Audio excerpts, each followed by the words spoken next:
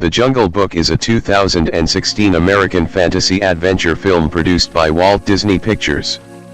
It is a live-action/photorealistically animated remake of Disney's 1967 animated film The Jungle Book 1/6, which itself is loosely based on Rudyard Kipling's story collection The Jungle Book. It was directed by Jon Favreau and written by Justin Marks. Neel Sethi plays Mowgli, the orphaned human boy who, guided by his animal guardians, sets out on a journey of self-discovery while evading the threatening Shere Khan. The film includes voice and motion capture performances from Bill Murray, Ben Kingsley, Idris Elba, Lupita Nyong'o, Scarlett Johansson, Giancarlo Esposito, and Christopher Walken. Favreau, Marx, and producer Brigham Taylor developed the film's story as a balance between Disney's animated feature film adaptation and Rudyard Kipling's original works, borrowing elements from both into the film. Principal photography commenced in 2014, with filming taking place entirely in Los Angeles. The film required extensive use of computer-generated imagery to portray the other animals and settings. 7. The Jungle Book premiered at El Capitan Theater on April 4, 2016, and was theatrically released in the United States on April 15. The film was a critical and commercial success, with the Rotten Tomatoes critical consensus describing it as lovely to behold as it is engrossing to watch, and grossed $966.6 million worldwide, making it the fifth highest grossing film of 2016. Amongst Disney's live-action remakes, the film is the eighth most expensive and fifth highest grossing readaptation to date. The film won accolades for achievements in visual effects at the 89th Academy Awards, 22nd Critics' Choice Awards, and 70th British Academy Film Awards. Plot: in the jungles of 1890s India, an orphaned boy named Mowgli lives among a pack of wolves led by Akela. One day, during the dry season, the jungle animals gather to drink the remaining water as part of an ancient truce. The gathering is disrupted by Shere Khan, a murderous Bengal tiger who threatens to kill Mowgli at the end of the drought. After the drought ends, the wolves debate whether or not they should keep Mowgli. Mowgli decides to leave the jungle for the safety of his family, and Bagheera, a black panther, volunteers to guide him to the nearby man village. Shere Khan ambushes the pair on their way to the man village, but Mowgli manages to escape by hiding amid a buffalo stampede caused by the tiger, and later encounters a seductive Indian python named Kaya, who hypnotizes him. While under her influence, Mowgli sees a vision of his father being killed by Shere Khan while trying to protect him. She also explains that there is a mysterious light called the Red Flower, fire, which brings destruction to anything it touches. Kaya attempts to devour Mowgli, but he is rescued by a bear named Baloo. Mowgli retrieves honey for Baloo as repayment and agrees to stay with him until the winter season arrives. Upon learning that Mowgli has left the jungle, Shere Khan kills Akela and threatens the pack to lure Mowgli out. Bagheera eventually finds Mowgli and Baloo and is incensed that Mowgli has not joined the humans, but Baloo calms him down and persuades both of them to sleep on it. During the night, Mowgli finds the herd of elephants gathered around a ditch and uses vines to save their baby. Baloo realizes that he cannot guarantee Mowgli's safety after learning that he is being hunted by Shere Khan and agrees to drive Mowgli away to get him to continue onward to the man village. Mowgli is kidnapped by a gang of monkeys known as the Bandar Log, who take him to their leader, a deranged Gigantopithecus named King Louie. Assuming that all humans can make fire, Louie offers Mowgli protection from Shere Khan in exchange for it. Baloo distracts King Louie while Bagheera tries to sneak Mowgli out, but their ruse is uncovered. Louie chases Mowgli through his temple and informs Mowgli of Akela's death. Louie's rampage eventually causes his temple to collapse on top of him. Furious that his friends neglected to tell him about Akela's death, Mowgli goes to confront Shere Khan himself. He steals a torch from the man village and heads back to the jungle, inadvertently starting a wildfire in the process. Shere Khan claims that Mowgli has made himself the enemy by causing the fire. Seeing the wolves' fear of him, Mowgli throws the torch into a river. Baloo, Bagheera, and the wolf pack hold off Shere Khan when he attacks, giving Mowgli enough time to flee into the burning jungle. Shere Khan overpowers all of them single-handedly and goes after Mowgli, who lures Shere Khan up a dead tree and onto a branch, which breaks under his weight, and Shere Khan falls into the fire to his death. Mowgli then directs the elephants to divert the river and put out the fire. In the aftermath, Mowgli decides to stay in the jungle and utilize his equipment and tricks for his own use, under the guardianship of Baloo and Bagheera. Cast. Main article, list of the Jungle Book characters. Neel Sethi, the actor who portrayed Mowgli. Neel Sethi as Mowgli, a naive and stubborn 10-year-old human boy who was raised by the Seoni wolf pack and wants to stay in the jungle despite the threat of Shere Khan. The search for casting Mowgli was extensive, with thousands of children auditioning from the United States, the United Kingdom, New Zealand, and Canada. Eventually, newcomer Neel Sethi was confirmed for the role, with casting director Rebecca Williams describing him as embodying the heart, humor, and daring of the character. He's warm and accessible, yet also has an intelligence well beyond his years and impressed us all with his ability to hold his own in any situation. 9. Sethi underwent parkour training in preparation for the role. 7. Kendrick Reyes as toddler Mowgli. Ritesh Rajan as Mowgli's father. Voice cast. Bill Murray as Baloo, a lazy and carefree bear who encounters and befriends Mowgli. A. Favreau had Murray in mind to voice Baloo since the beginning of the project. He's perfect. Bill just exudes all the charm and humor that you need and expect from Baloo. He has a certain dryness and a rebellious quality. He had also always wanted to work with Murray, having been a huge fan of his work, though he was aware of how hard it is to contact him. Fortunately for Favreau, he was able to get a hold of Murray, and he agreed to come on board, with Favreau going on to comment that once he came aboard, he was incredibly passionate. He has a very high standard. Murray said, "I just couldn't say no to playing Baloo. Jon Favreau is a terrific storyteller and I'm such a huge fan of the original stories. Kipling wrote a lot of amazing stuff. I read that book when I was about 22 and I've always thought that it was just extraordinary writing." 1.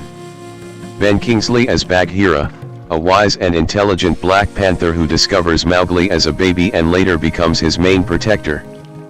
Favreau said that Kingsley brought this elegance and refinement to the character, yet with great firmness. He's an interesting dude with crazy range.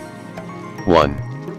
Kingsley said that Bagheera's role in Mowgli's life is to educate, to protect, and to guide.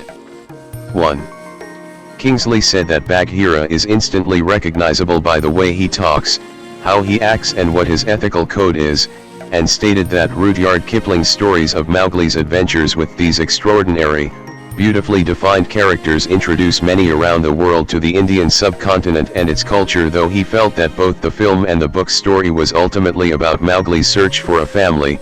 There are many wonderful stories that are based on the struggle of an orphan to find a family, to create a family around him, which is a very poignant part of Jon Favreau's version of the film. It will have its beautiful, thrilling, exciting, joyous moments of celebration, but must also quite rightly have its darker moments, because we're dealing with a very isolated child who triumphs over enormous odds. 1. Idris Elba as Shere Khan, a fearsome, powerfully built scarred Bengal tiger with a blinded left eye who wishes to kill Mowgli. Favreau felt that Elba's voice wields tremendous presence in a room, 10, and that Elba's got such gravity and brings his steely presence, a deep timbre that echoes in a larger-than-life way. He understands this scarred, imposing tiger in a way the character demands. 10. Elba said that Shere Khan reigns with fear. He terrorizes everyone he encounters because he comes from a place of fear. 10. Elba was highly impressed with the film's effects, stating that when Jon Favreau showed Elba Shere Khan's expressions and how he moves, he had to ask, "Is that a real tiger?" The technology is incredible. 10. Lupita Nyong'o as Raksha, a female Indian wolf who is Mowgli's adoptive mother. Favreau and Marx decided to give the character of Raksha a more predominant role in the film, similar to Kipling's original tales. 11. Favreau chose Nyong'o because he believed her voice imbued the emotion required for the role, commenting that Lupita has tremendous depth of emotion in her performance.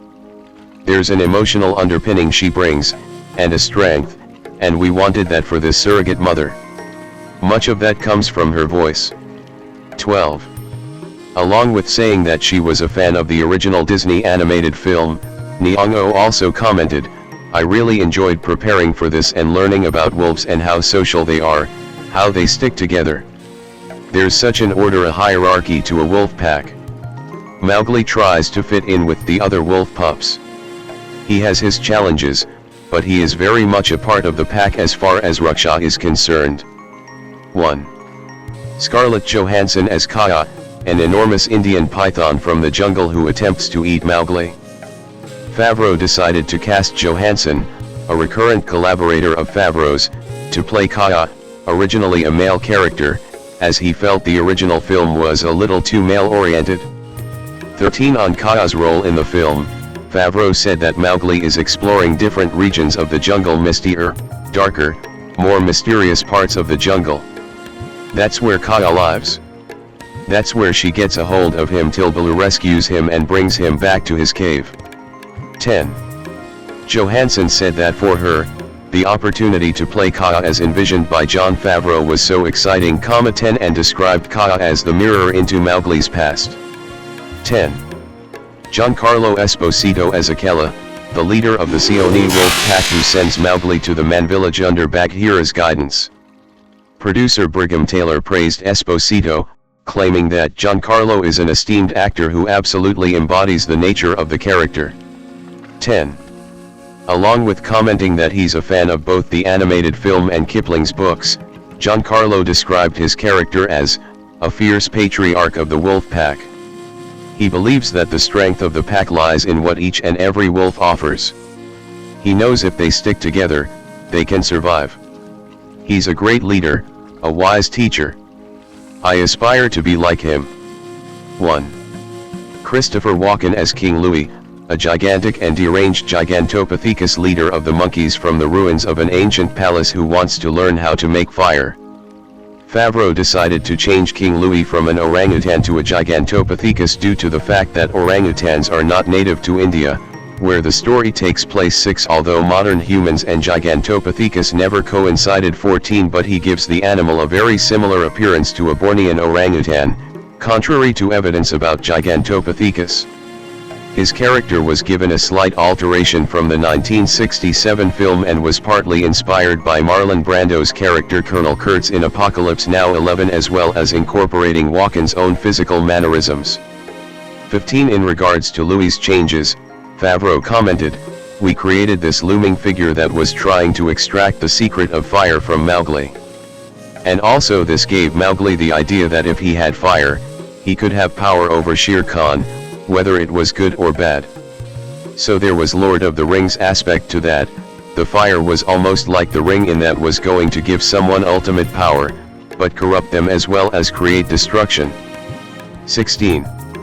Gary Shandling as Ikki, an Indian crested porcupine that collects things and is the first to notice the emergence of the Peace Rock. Ikki was not featured in the original film. 10. This would prove to be Shandling's final role, as he died of a pulmonary embolism prior to the film's release.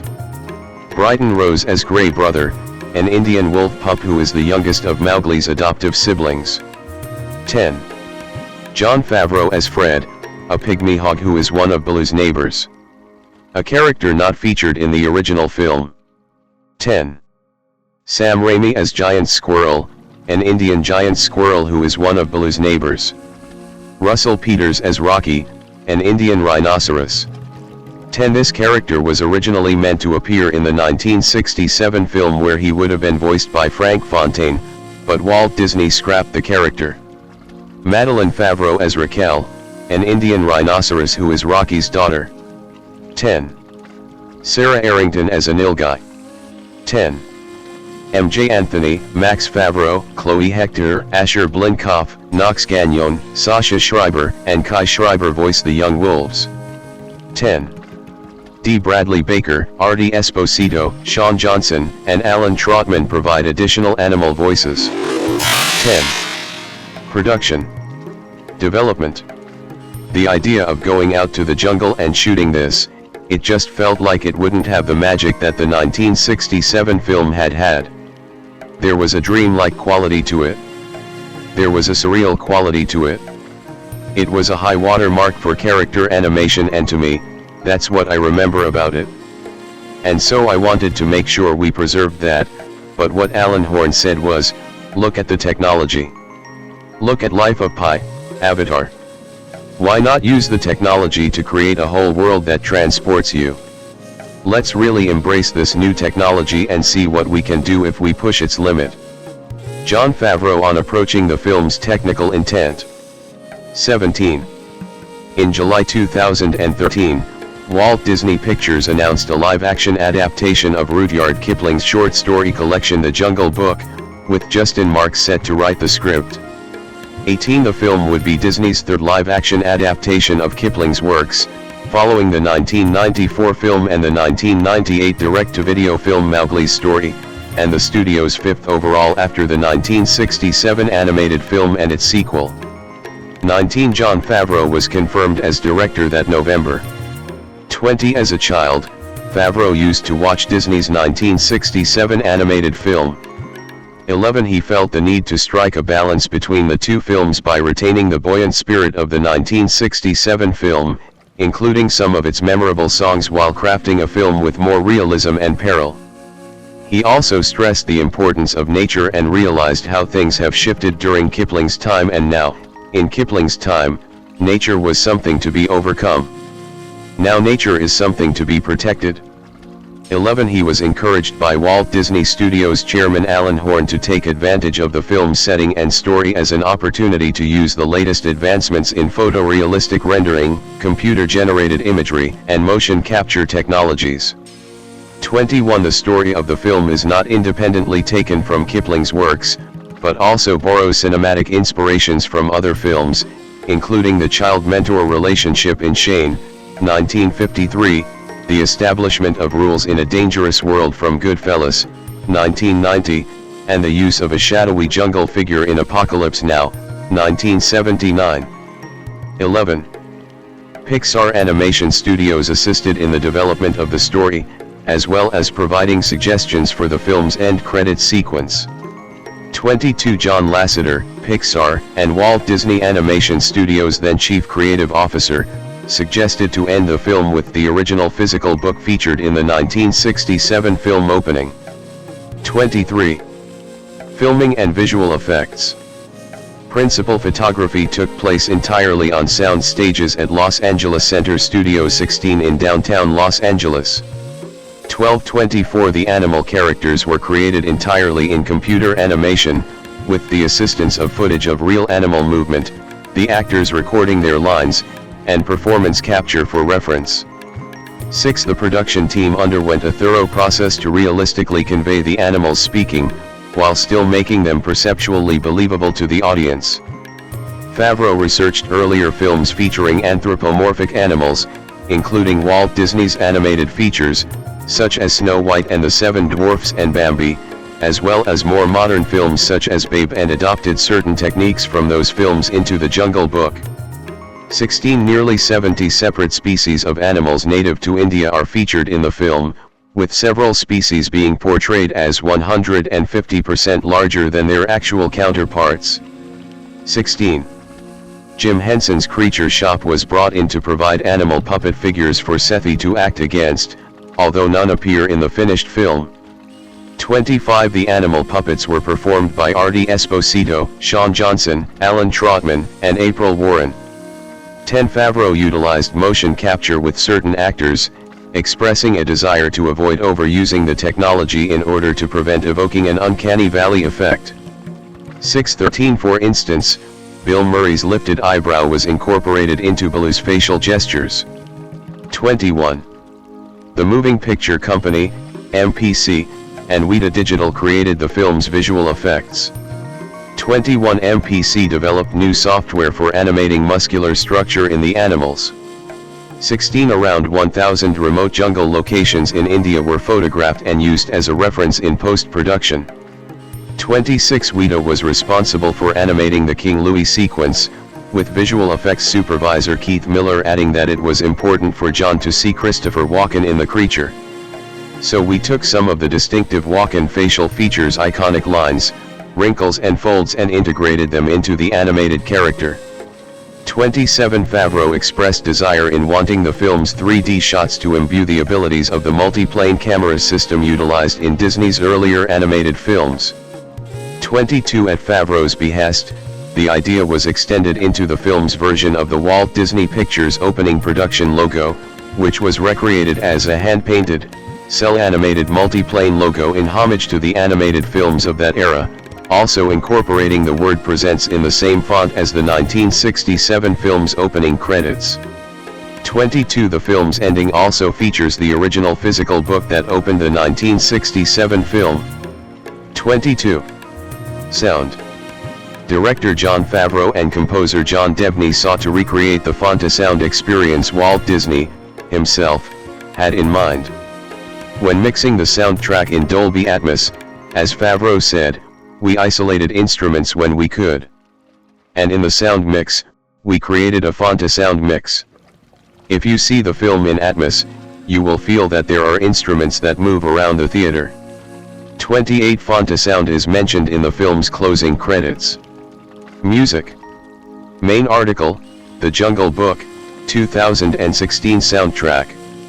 The musical score for The Jungle Book was composed and conducted by frequent Favreau collaborator John Debney, 29, mostly drawing from George Brunn's original music.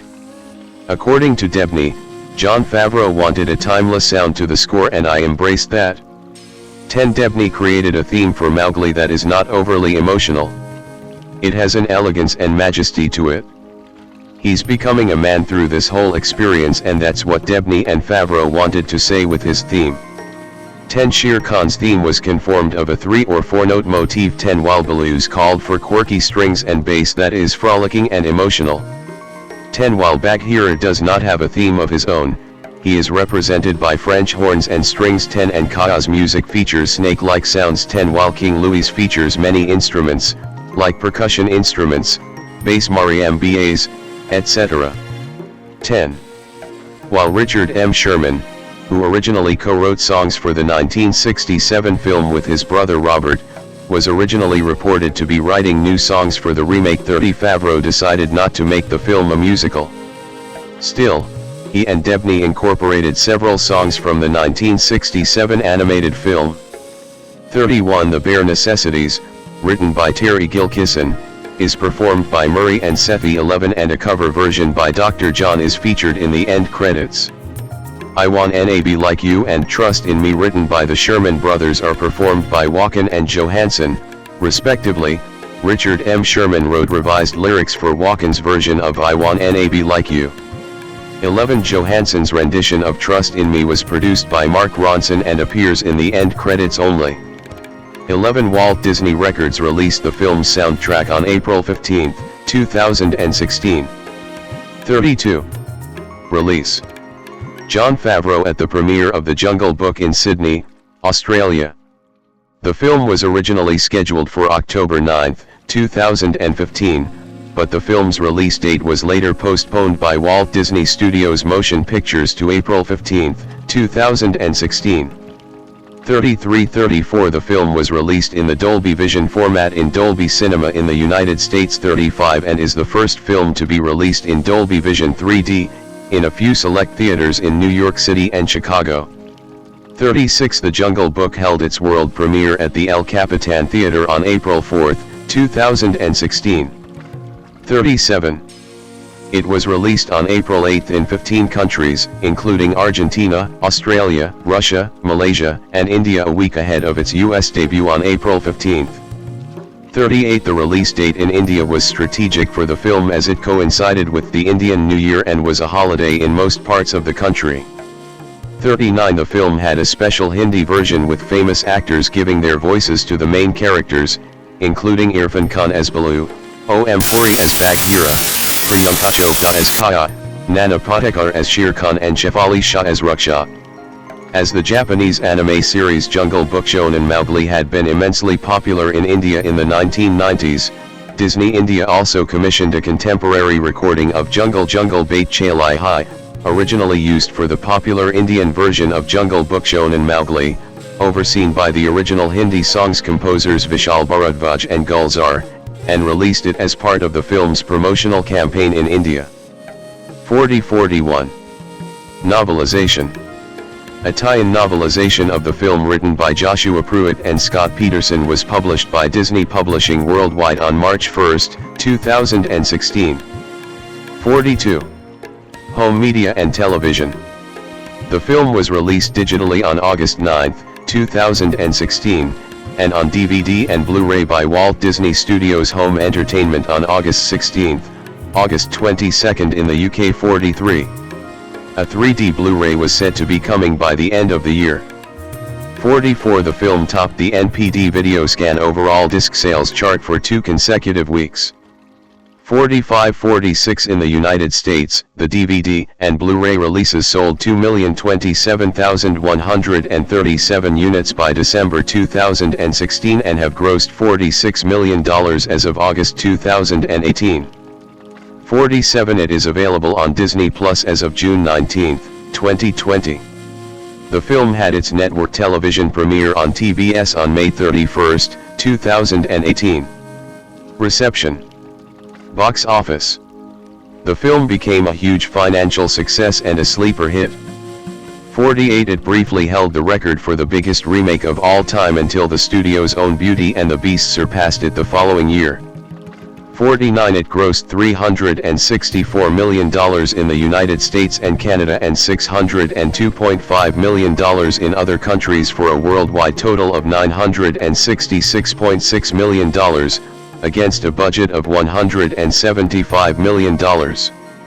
3. Worldwide, the film was released across 28,000 Real D3D screens 36 and had an IMAX worldwide opening of $20.4 million from 901 IMAX screens, a new record for a PG film. 50. It grossed a total of $39 million in IMAX screens worldwide. 51. On May 13, it became the second film of 2016, after the studio's own Zootopia, to pass the $800 million mark. 52-53. On June 10, it became the third film of 2016 after Zootopia and Captain America: Civil War to pass the $900 million mark. 54. Deadline Hollywood calculated the net profit of the film to be $258 million, when factoring together all expenses and revenues for the film, making it the 6th most profitable release of 2016. 55. United States and Canada. Projections for its opening weekend in the United States and Canada were continuously revised upwards, starting from $60 million to as high as $88 million, with female and older male quadrants being the prime draw.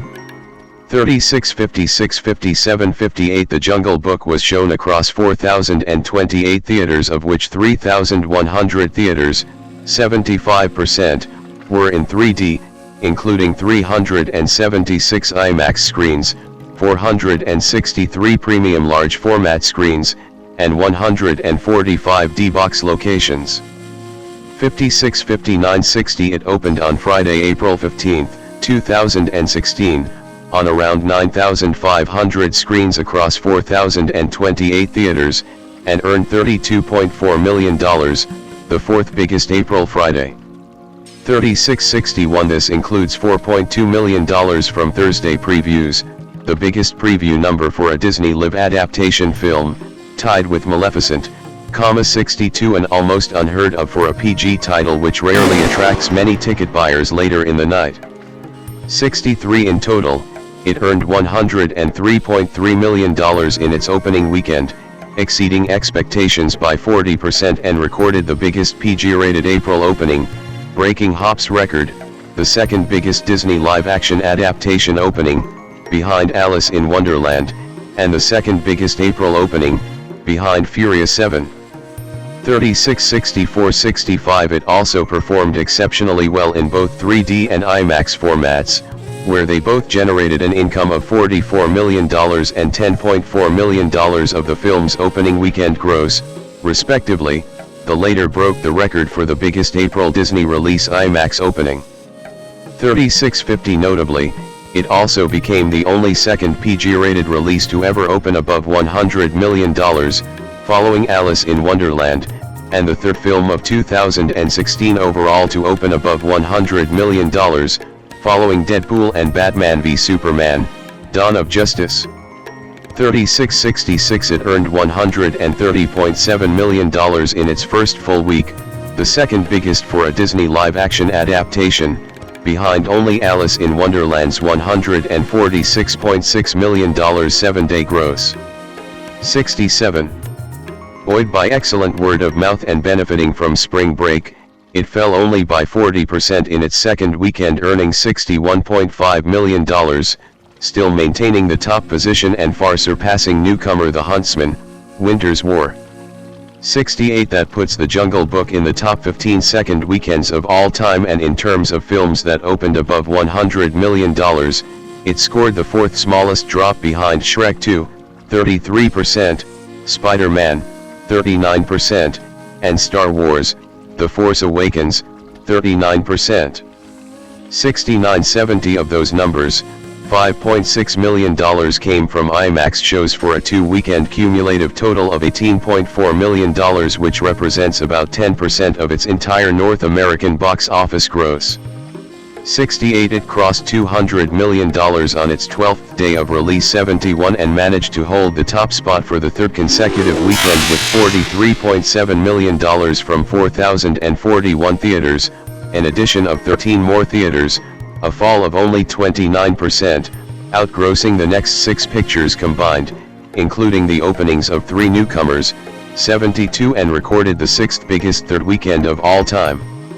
73 Moreover, the 29% drop is the smallest third weekend drop, from its second weekend, for a $100 million opener ever. 73 Disney added an additional 103 theaters for the film's fourth weekend of release, which propelled its theater count to 4,144 theaters. 74 But nevertheless, it was overtaken by Disney's own Captain America: Civil War after experiencing a 50% decline. 75-76 It passed $300 million on its 30th day of release, on May 14, as it continued to witness marginal declines in the wake of several new releases weekend after weekend. 77 It made 3.53 times its opening weekend numbers, which is one of the biggest of all time for a film opening above $100 million. It became one of the few surprise hits and one of the highest grossing films of the year, alongside Finding Dory, The Secret Life of Pets, and Zootopia, centered around talking animals to dominate the year-end chart. 48. Other countries. The film was released in approximately 70 countries. 78 outside the US and Canada. It opened across 15 markets and 69 IMAX screens a week ahead of its US debut, and faced notable competition from newcomer The Huntsman, Winter's War, and holdover Batman v Superman, Dawn of Justice, the latter of which was entering its third weekend. The reason behind the divided release pattern was because Disney wanted to get some space before Captain America: Civil War releases in early May, as well as availing school holidays and avoiding local competitors. 79 It eventually grossed $31.7 million, debuting at first place in all markets and second overall at the international box office, behind Dawn of Justice, which was playing across 67 markets. 79 In its second weekend, it expanded to an additional 49 countries, 88% of its total marketplace, and grossed $138.6 million from 64 countries, easily topping the international box office. A bulk of it came from China. Approximately 63% or $85 million of that came from 3D screenings, with the largest 3D opening hall represented by China, 98%, Germany, 83%, Brazil, 73%, Russia, 60%, Mexico, 47%, and the UK, 39%. $10 million alone came from 525 IMAX screens, a record for a PG and April release. 50 It further continued to hold the top spot in its third weekend after adding another $98.9 million from 53 territories, falling only by a marginal 32%. IMAX generated another $6.1 million from 484 IMAX theaters for a three-weekend total of $20.6 million. 51 After 3 straight #1 runs, it was finally dethroned by the studio's Captain America: Civil War in its 4th weekend. 81. In India, it scored the second biggest opening day for a Hollywood film, earning $1.51 million, behind Avengers: Age of Ultron, from around 1,500 screens. 82 and went on to score the second biggest Hollywood opening weekend of all time, with $8.4 million from 1,600 screens, behind only Furious 7 in terms of local as well as US currency. 83-84 performing better than expected and its initial $5 to $6 million opening projection. 82 Its opening weekend in India alone surpassed the entire lifetime total of Disney's other live fantasy adaptations: Cinderella, Maleficent, Oz the Great and Powerful, and Alice in Wonderland in the country. 79 It then went on to score the biggest opening and single week for a Hollywood film with $15.1 million. 78-85 In its second weekend, it dropped just by a mere 40% to $4.97 million. 86 In just 10 days, it became the 4th highest grossing Hollywood film there with $21.2 million. 64 On Wednesday, April 19, its 12th day of release, it surpassed Furious 7 to become the highest grossing Hollywood/foreign release of all time there. 87-88 By the end of its theatrical run, the film made an estimated $38.8 million, with half of its revenue, 58%, coming from local dubbed versions, compared to Avengers: Age of Ultron, which saw 45% of its revenue from dubbed versions. 89. In China, where the film was locally known as Fantasy Forest, expectations were high, with projections going as high $154 to $200 million or more. 90, 91, 92, 93 Ultimately, it was unable to hit these marks. 77 Before the release of the film in the state, Disney had a very successful run at the box office with Zootopia the previous month, in which anthropomorphic animals were the central figure.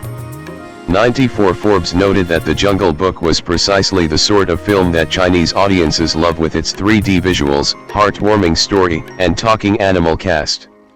91 It earned around $12 million on its opening day, including $300,000 worth of previews from 65,000 screenings. 91 Buoyed by good word of mouth and positive reception, albeit mostly from audiences with polarized reception from Chinese critics, 95 It rose 72% on its second day to $20 million. 93 Through its opening weekend it grossed $48.5 million, including $5.1 million from 279 IMAX screens, a new record for April release.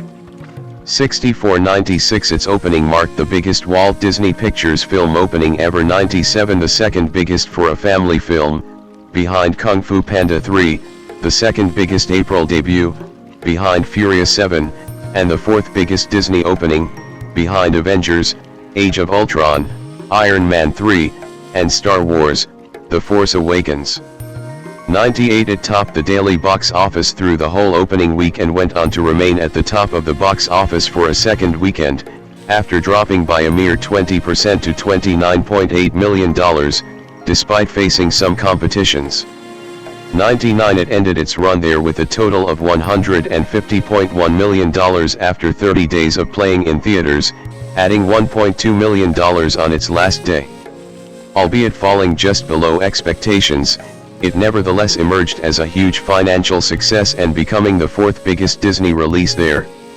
77 100 In the United Kingdom and Ireland, it had an opening weekend total of £9.9 million, $14.1 million, from 594 cinemas 101, and in France with $8.1 million. 80 Elsewhere, the highest openings were recorded in Russia and the CIS, $7.4 million, Germany, $5.1 million, Spain, $3.9 million, Australia, $2.8 million, Argentina, $2.3 million, and in Malaysia, where it scored the biggest opening weekend for a live-action Disney film with $2.3 million. 79-80 In the UK, It became the first film of 2016 to earn over £5 million in 3 straight weekends and the first film since Jurassic World, Spectre, and Star Wars, The Force Awakens, all 2015 films,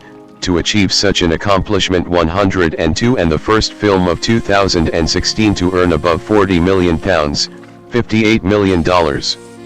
103 in South Korea, it faced competition with Warcraft, but ended up debuting atop the charts with $6.2 million. 104 it has so far grossed a total of $18 million there.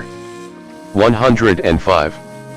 It opened in Japan on August 11th, alongside the superhero film X-Men, Apocalypse 97. 106 and delivered a 4-day opening of $6.2 million from 676 screens, $3 million in 2 days, debuting at second place behind The Secret Life of Pets. Although the opening figure was considered mediocre, Deadline Hollywood noted that Japan is a market that can see big multiples. 107. 108 it fell just 30% in its second weekend, earning $2.1 million for an 11-day total of $13.7 million.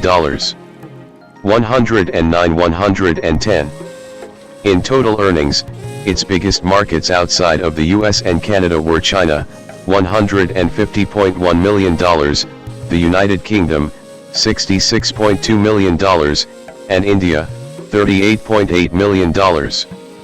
100 it was the highest grossing film of 2016 in Europe with a total of $209 m. 111 the United Kingdom and Ireland 112 and in India, although it was later surpassed by Sultan. In terms of Hollywood/imported films, it is still the biggest. 113. Critical response. L2R, the vocal performances of Bill Murray, Idris Elba, and Ben Kingsley were particularly praised. 114. 115. 116. 117. On Rotten Tomatoes, a review aggregator, the film holds an approval rating of 94% based on 329 reviews and an average rating of 7.8/10. The site's critical consensus reads, "As lovely to behold as it is engrossing to watch, The Jungle Book is the rare remake that actually improves upon its predecessors, all while setting a new standard for CGI." 118 on Metacritic, the film has a weighted average score of 77 out of 100, based on 49 critics, indicating generally favorable reviews. 119 audiences polled by CinemaScore gave the film an average grade of A on an A+ to F scale, while post-track reported moviegoers gave it an overall positive score of 92%. 97% of the audience gave the film an A or AB, and it got A's from both the under and over 25 crowd and A+ among those under 18 years of age and also for the over 50 audience. 36.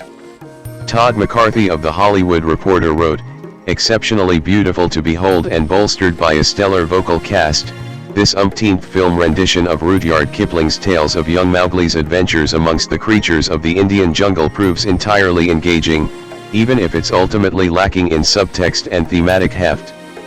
120 Andrew Barker of Variety felt that this version can't rival the woolly looseness of Disney's 1967 animated classic, of course, but it succeeds on its own so well that such comparisons are barely necessary. 121 Robbie Collin of The Telegraph gave the film 4 stars out of 5, and deemed it a sincere and full-hearted adaptation that returns to Kipling for fresh inspiration. 122 Alonso Durald of The Wrap says, "This book might lack the post-vaudeville razzmatazz of its predecessor, but director Jon Favreau and a team of effects wizards plunge us into one of the big screen's most engrossing artificial worlds since Avatar." 123 Peter Bradshaw, writing for The Guardian, gave the film 4 out of 5 stars and felt that the film had a touch of Apocalypto in it, finding the plot elements to be similar to those in The Lion King. He wrote that the film was spectacular, exciting, funny and fun, and that it handsomely revives the spirit of Disney's original film. 124 Pete Hammond of Deadline Hollywood wrote that the film had laughs, excitement, an exceptional voice cast and, most importantly, a lot of heart, calling it a cinematic achievement like no other. He particularly praised Murray's performance and the visual effects, deeming it simply astonishing. 125 Chris Nashawati of Entertainment Weekly graded the film an A, calling it one of the biggest surprises of 2016. He, however, felt the two songs were rather unnecessary and distracting, and believed the film to be a little too frightening for children. 126. Richard Roper of Chicago Sun-Times awarded the film 3.5 stars, pointing out the CGI as the apex achievement of the film. He labeled it a beautifully rendered, visually arresting take on Rudyard Kipling's oft-filmed tales, but found the musical numbers to be trivial, saying that without the musical numbers, the film might have been a more exhilarating streamlined adventure. 127 Los Angeles Times Kenneth Duran remarked that The Jungle Book is the kind of family film calculated to make even those without families wish they had one to take along.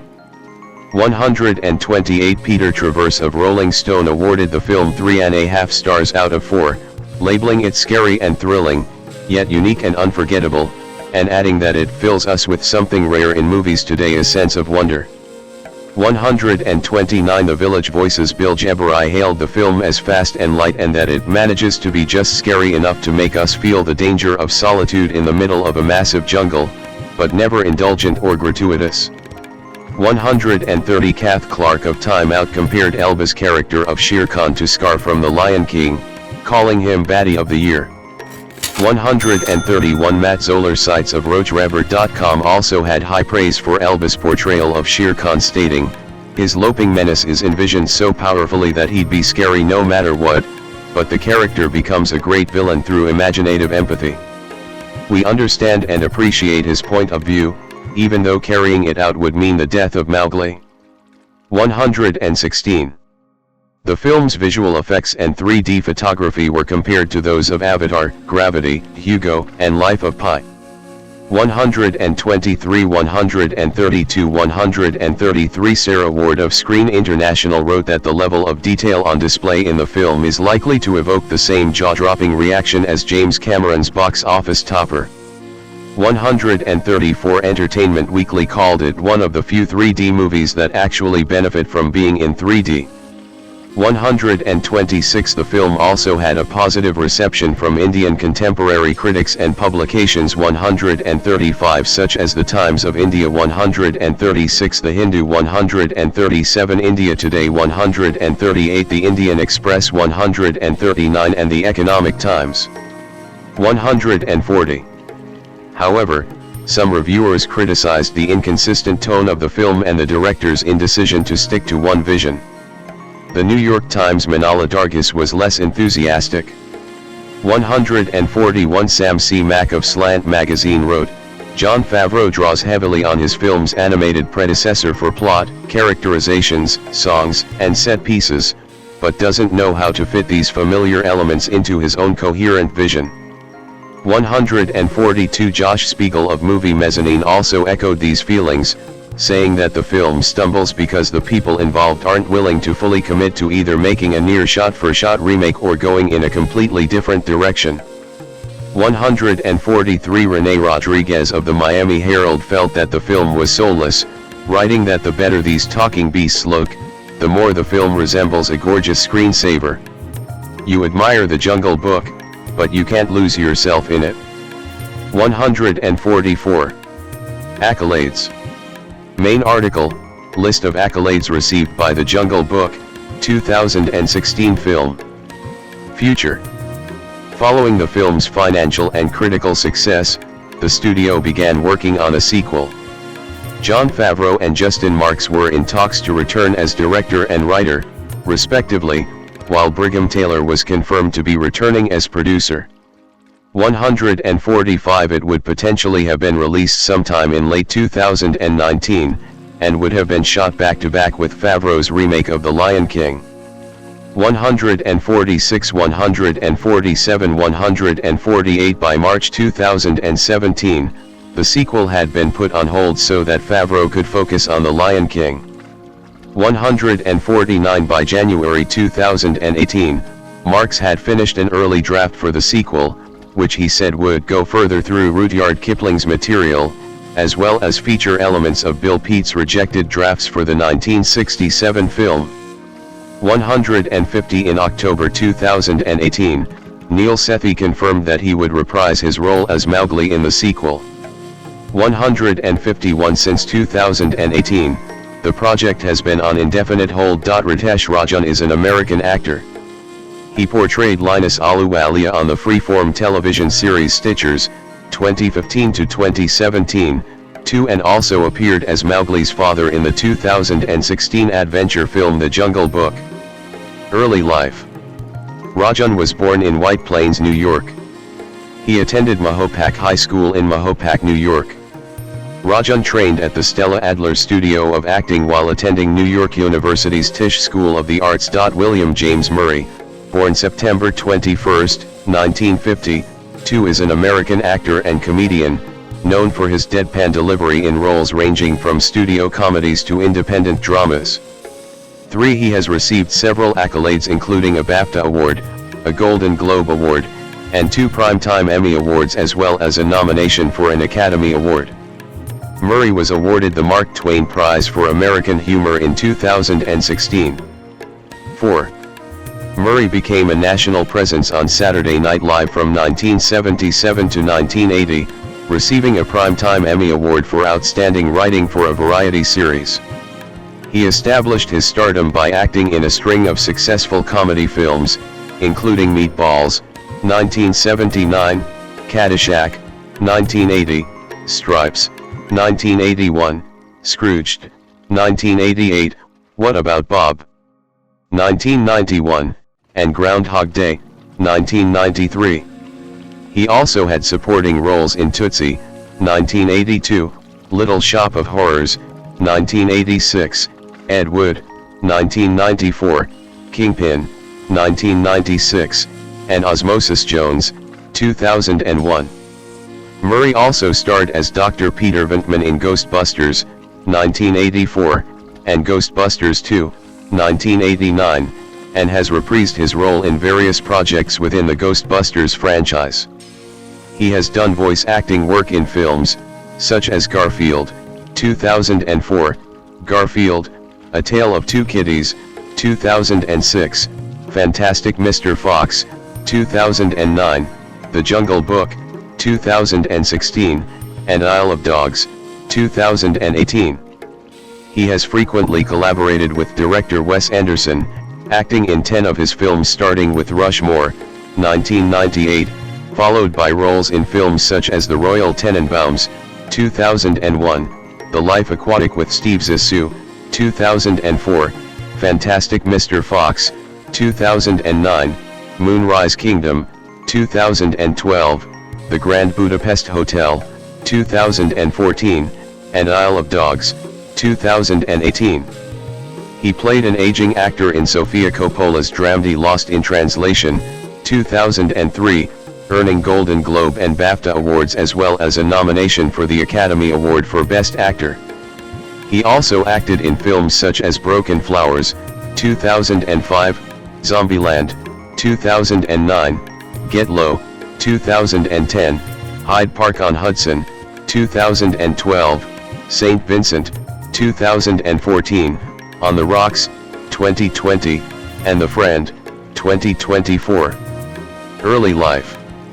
Murray was born on September 21, 1950, in Evanston, Illinois, to Lucille, a mailroom clerk, and Edward J. Murray, a lumber salesman. He attended Loyola Academy, an all-boys Jesuit school in Wilmette, Illinois, a northern suburb of Chicago. 5-6. Murray and his 8 siblings grew up in an Irish Catholic family. 7. His paternal grandfather was from County Cork, while his maternal ancestors were from County Galway. 8. 9. 3 of his siblings, John Murray, Joel Murray, and Brian Doyle Murray, are also actors. A sister, Nancy, is an Adrian Dominican nun in Michigan. She has traveled the United States in 2 one-woman programs, portraying Catherine of Siena and Dorothy Stang. 10. 11. His brother Ed Murray died in 2020. 12. Their father died in 1967 at the age of 46 from complications of diabetes when Bill was 17. 13. 14. As a youth, Murray read children's biographies of American heroes like Kit Carson, Wild Bill Hickok and Davy Crockett. 13. He attended St. Joseph's Grade School and Loyola Academy. During his teen years, he worked as a golf caddy to fund his education at the Jesuit High School. 13. 15. Was the lead singer of a rock band, the Dutch Masters, and took part in high school and community theater. 16. One of his sisters had polio and his mother suffered several miscarriages. 13. After graduating from Loyola Academy, Murray attended Regis University in Denver, Colorado, taking pre-medical courses, but quickly dropped out and returned to Illinois. 13. In 2007, Regis awarded him an honorary Doctor of Humanities degree. 17. On September 21, 1970, his 20th birthday, the police arrested Murray at Chicago's O'Hare Airport for trying to smuggle 10 pounds 4.5 kilograms of cannabis, which he had allegedly intended to sell. It was discovered after Murray joked to the passenger next to him that he had packed a bomb in his luggage. Murray was convicted and sentenced to probation. 18. Career: 1974 to 1979, early work and Saturday Night Live. With an invitation from his older brother Brian, Murray got his start at Chicago's The Second City, an improvisational comedy troupe, studying under Dal Close. 19. In 1974, he moved to New York City and was recruited by John Belushi 20 as a featured player on the National Lampoon Radio Hour. In 1975, the off-Broadway The National Lampoon Show led to his first television role as a cast member of the ABC variety show Saturday Night Live with Howard Cosell. That same season, another variety show, NBC's Saturday Night, premiered. Cosell's show lasted just one season, cancelled in early 1976. After working in Los Angeles with the guerrilla video commune TV on several projects, Murray rose to prominence in 1976. He officially joined the cast of NBC's Saturday Night Live for the show's second season, following the departure of Chevy Chase. 21. Murray was with SNL for 3 seasons from 1977 to 1980. Citation needed: a Rutland Weekend television sketch Monty Python's Eric Idle brought for his appearance on SNL developed into the mockumentary All You Need Is Cash, 1978. Murray appeared as Bill Murray the K, a send-up of New York radio host Murray the K, in a segment that parodies the Maysles Brothers' documentary The Beatles, The First U.S. Visit. During the first few seasons of SNL, Murray was in a romantic relationship with fellow cast member Gilda Radner. 22. Murray landed his first starring role with Meatballs, 1979. 1980 to 1993, work with Harold Ramis. Murray, right, with Paul Binder in 1989. In the early 1980s, he collaborated with writer-director Harold Ramis and starred in a string of box office hits, including Caddyshack, 1980, and Stripes, 1981, and had a role in Tootsie, 1982. He portrayed Hunter S. Thompson in Where the Buffalo Roam, 1980. Murray was the first guest on NBC's Late Night with David Letterman on February 1, 1982. He later appeared on the first episode of The Late Show with David Letterman on August 30, 1993, when the show moved to CBS. On January 31, 2012, 30 years after his first appearance with Letterman, Murray appeared again on his talk show. He appeared as Letterman's final guest when the host retired on May 20, 2015. 23. Murray began work on a film adaptation of W. Somerset Maugham's novel The Razor's Edge. The film, which Murray co-wrote, was his first starring role in a drama. He later agreed with Columbia Pictures to star in Ghostbusters in a role originally written for John Belushi to get financing for The Razor's Edge. 24. Ghostbusters became the highest-grossing film of 1984 and, at the time, the highest-grossing comedy ever. 25. The Razor's Edge, which was filmed before Ghostbusters was released, was a box office flop. Citation needed. Disappointed over the failure of The Razor's Edge, Murray took a hiatus from acting for 4 years to study philosophy and history at Sorbonne University, frequent the Cinémathèque in Paris, and to spend time with his family in their Hudson River Valley home. 20 During that time, his second son, Luke, was born. 13 With the exception of a cameo in Little Shop of Horrors, 1986, he made no film appearances, but participated in public readings in Manhattan organized by playwright-director Timothy Meyer and in a stage production of Bertolt Brecht's A Man's a Man. 13 Murray returned to film with Scrooged, 1988, and Ghostbusters 2, 1989. 26. Murray made his first and only attempt at directing when he co-directed Quick Change, 1990, with producer Howard Franklin. He co-starred in Frank Oz's What About Bob? 1991, alongside Richard Dreyfuss. He starred in Harold Ramis's fantasy comedy Groundhog Day, 1993. The Washington Post's Hal Hinson praised Murray's performance. Murray is a breed unto himself, a sort of gonzo minimalist. And he's never been funnier as a comedian or more in control as an actor than he is here. It's easily his best movie. 27. That same year, he starred in the comedy Mad Dog and Glory alongside Robert De Niro and Uma Thurman. Vincent Canby of the New York Times wrote, "The great satisfaction of Mad Dog and Glory is watching Mr. De Niro and Mr. Murray play against type with such invigorating ease." 28. 1994 to 2009, comedy stardom and mature roles. Murray has collaborated with Wes Anderson, acting in 10 of his films since 1998. After the success of Groundhog Day, Murray appeared in a series of well-received supporting roles in films like Tim Burton's Ed Wood, 1994, and Peter Farrelly's Kingpin, 1996. Also in 1996, he appeared as himself in the Looney Tunes live-action comedy Space Jam with Michael Jordan. However, his starring roles in Larger Than Life, 1996, and The Man Who Knew Too Little, 1997, were not as successful with critics or audiences. He received much critical praise for his role in Wes Anderson's coming-of-age comedy Rushmore, 1998, opposite Jason Schwartzman and Olivia Williams. Lisa Schwartzbaum of Entertainment Weekly wrote, "Murray turns in a thrillingly knowing, unforced performance an award-worthy high point in a career that continues." 29 Murray received the Best Supporting Actor awards from the New York Film Critics Circle, the National Society of Film Critics, and the Los Angeles Film Critics Association, tying with Billy Bob Thornton for A Simple Plan. Murray then took on more dramatic roles in Wild Things, 1998, and Cradle Will Rock, 1999. Murray decided to take a turn towards more dramatic roles and experienced a resurgence in his career.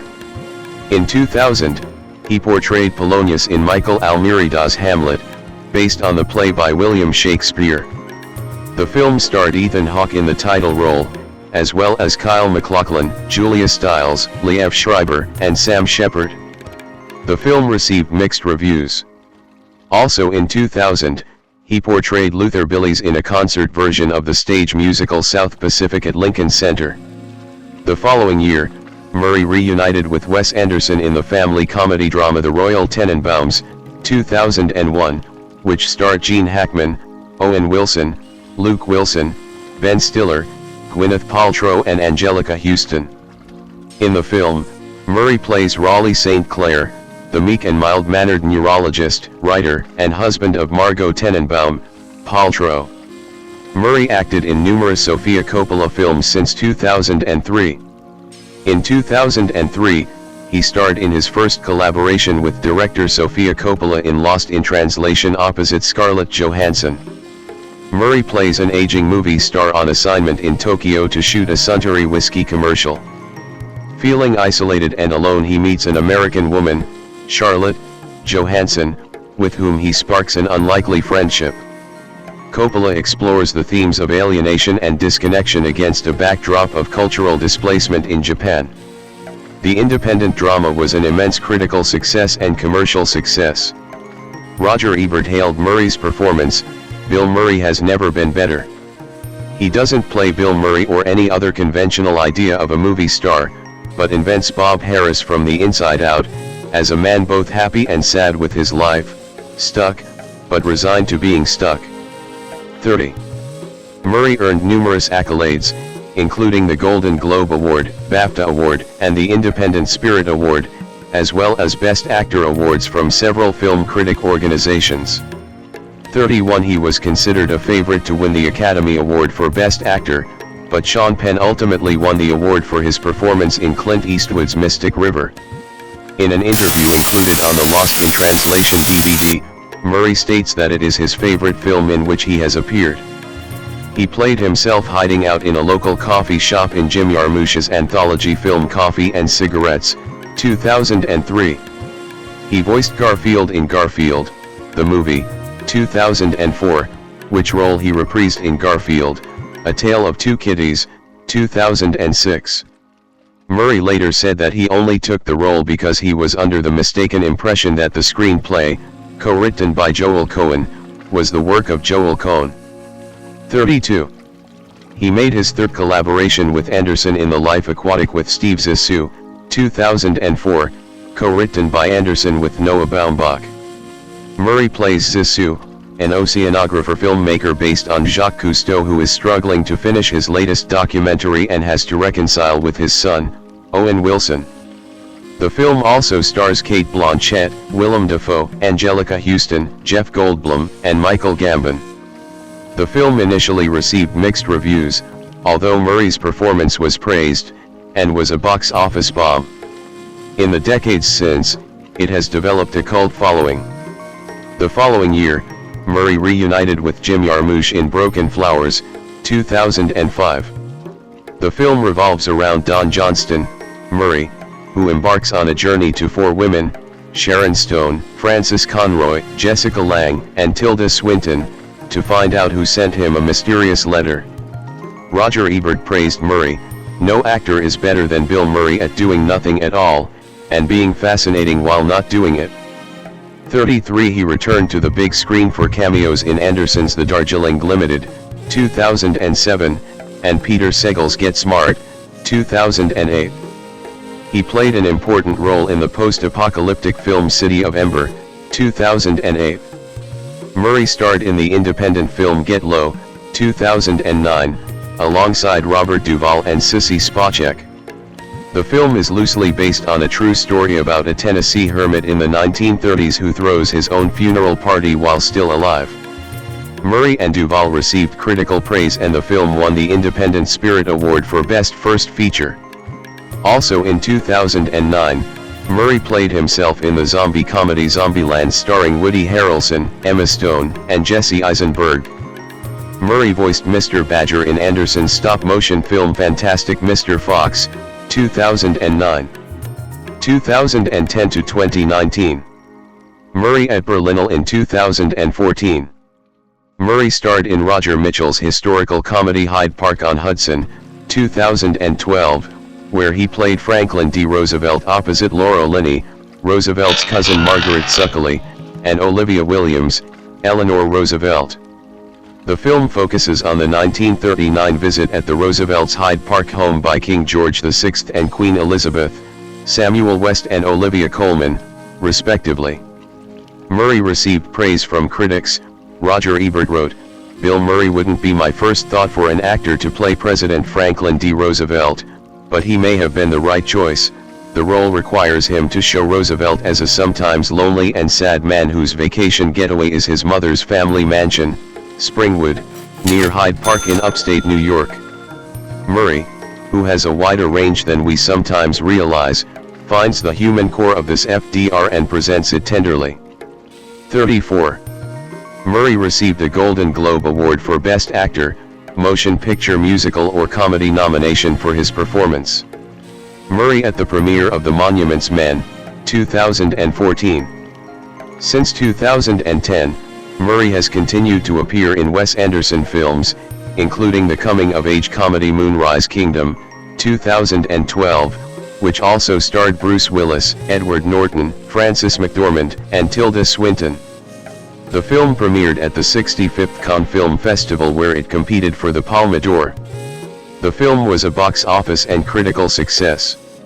In 2016, the BBC included the film in its list of greatest films of the 21st century. Murray made a brief comic turn in Anderson's The Grand Budapest Hotel, 2014. The film competed at the 64th Berlin International Film Festival, where it received rapturous reviews. The film received 9 Academy Award nominations, including Best Picture, ultimately receiving 4 for costume design, production design, makeup/hair and original score. Murray, along with the cast, won the Screen Actors Guild Award for Outstanding Performance by a Cast in a Motion Picture for his ensemble work. Murray, along with Matt Damon, Cate Blanchett, John Goodman, Hugh Bonneville, Jean Dujardin, and Bob Balaban, starred in George Clooney's ensemble World War II drama The Monuments Men, 2014. The film received mixed reviews from critics and was a modest box office success. Murray starred in the coming-of-age film St. Vincent, 2014, alongside Melissa McCarthy and Naomi Watts. Murray played Vincent, a retired, grumpy, alcoholic Vietnam War veteran, and received a Golden Globe Award nomination for his performance. Peter Bradshaw's mixed review praised Murray. He knows how to shine as the bleary, cynical companion to a younger person dragooned by fate into being both his pupil and his accomplice, and who puts Murray back in touch with his own innocence. 35. He starred as a music manager in Barry Levinson's comedy film Rock the Casbah, 2015. Also that year, he starred in a Sofia Coppola-directed musical holiday special for Netflix called A Very Murray Christmas alongside Amy Poehler, Maya Rudolph, Chris Rock, Michael Cera, Rashida Jones, George Clooney, and Miley Cyrus. It was nominated for the Primetime Emmy Award for Outstanding Television Movie. 36. Murray at Berlinale in 2018. He voiced Baloo in Jon Favreau's The Jungle Book, 2016. 37. Murray received praise for his comic performance, with Chris Nashawati of Entertainment Weekly describing him as his what me worry comic relief best. 38. The film was an immense financial hit, and earned a 95% approval rating on Rotten Tomatoes. 39. Murray was nominated for Favorite Animated Movie Voice at the People's Choice Awards. He lost to Ellen DeGeneres, who reprised her role in Finding Dory, 2016. There had been speculation that Murray might return to the Ghostbusters franchise 40 for a rumored Ghostbusters 3. 41. Murray once stated, "I'd do it only if my character was killed off in the first reel." 42. And also, maybe I should just do it. Maybe it'd be fun to do. Eventually, he appeared in both the 2016 Ghostbusters reboot as Martin Heiss, a cynical ghost debunker, which was released on July 15, 2016 43, and 2021's Ghostbusters, Afterlife. 24. In 2018, Murray returned to Saturday Night Live portraying Donald Trump's White House's chief strategist Steve Bannon alongside Fred Armisen as journalist and author Michael Wolff. 44. That year he was also part of Wes Anderson's ensemble cast of the animated film Isle of Dogs, which premiered at the 68th Berlin International Film Festival. 45. He also briefly reprised his role as himself in Zombieland, Double Tap, 2018. Murray was part of the ensemble cast of Jim Jarmusch's zombie comedy The Dead Don't Die, 2019, alongside Adam Driver and Selena Gomez. 46. The film received mixed reviews. However, John Nugent of Empire praised its lead performances. Murray and Driver are two of Jarmusch's favorite muses, the De Niro and DiCaprio to his Scorsese, if you like, and few actors capture that lackadaisical sense of humor quite as well as them, both faces almost Buster Keaton-esque in their deadpan resolve. 47. 2020, present. Murray and Naomi Watts at the Toronto International Film Festival in 2024. Murray reprised his role in Groundhog Day for an ad which aired during the 2020 Super Bowl. In it, he steals the groundhog and drives him to various places in the orange Jeep Gladiator. 48 Murray reunited with Sofia Coppola for the comedy drama On the Rocks, 2020, opposite Rashida Jones. 49 The film premiered at the 58th New York Film Festival where it received positive reviews, with many critics praising Murray's performance. David Rooney of The Hollywood Reporter wrote that Murray has seldom been better. 50. It had a limited theatrical release on October 2, 2020, by A24, followed by a digital streaming release on October 23, 2020, on Apple TV+. 51 52 53 He received some critical acclaim as well as nominations for the Golden Globe Award for Best Supporting Actor, Motion Picture and the Critics' Choice Movie Award for Best Supporting Actor. 54 55 Murray appeared in a small role in The French Dispatch, 2021, reuniting him with Wes Anderson for the 9th time. 56 It was set to premiere at the Cannes Film Festival on May 12, 2020, and get a wide release on July 24, but due to the COVID-19 pandemic, the festival was cancelled and the film was pulled from the schedule on April 3, 2020. 57-58 The film was rescheduled for release on October 16, 2020, before being pulled from the schedule again on July 23, 2020. 59-60 It ultimately premiered at the 2021 Cannes Film Festival and was released on October 22, 2021. Murray reprised his role as Peter Venkman in Jason Reitman's Ghostbusters, Afterlife, 2021. 61 fellow Ghostbusters cast members also reprised their roles including Dan Aykroyd, Ernie Hudson, Sigourney Weaver, and Annie Potts. The film was a critical and commercial success. In October 2021, Murray joined the cast of the superhero film Ant-Man and the Wasp: Quantumania, set in the Marvel Cinematic Universe. 62 He appeared in Peter Farrelly's biographical war comedy drama film The Greatest Beer Run Ever, 2022, alongside Zac Efron and Russell Crowe. It debuted at the 2022 Toronto International Film Festival where it received mixed reviews. It later debuted on Apple TV+. In 2024, he starred opposite Naomi Watts in the comedy The Friend which premiered at the Telluride Film Festival. 63 In 2025, he reunited with Wes Anderson in a minor role in the comedy The Phoenician Scheme, his 10th collaboration with the director. 64 Also in 2025, he returned to Saturday Night Live for their the 50th anniversary special where he ranked his favorite Weekend Update anchors. 65. Other ventures. Bill Murray at Pebble Beach Pro Am. Murray is a partner with his brothers in Murray Brothers Caddyshack, a restaurant with 2 locations.